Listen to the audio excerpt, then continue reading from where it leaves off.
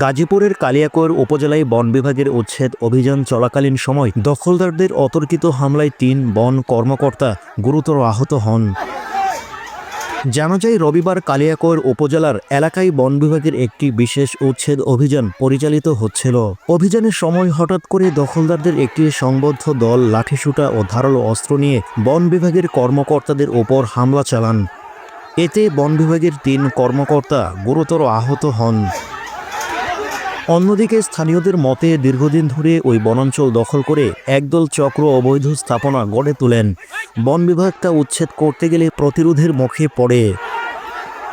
এ ঘটনার পর থেকে উক্ত এলাকায় উত্তেজনা বিরাজ করে। নিরাপত্তা জোরদার করতে অতিরিক্ত পুলিশ মোতায়েন করা হয়েছে কিনা তা এখনও জানা যায়নি।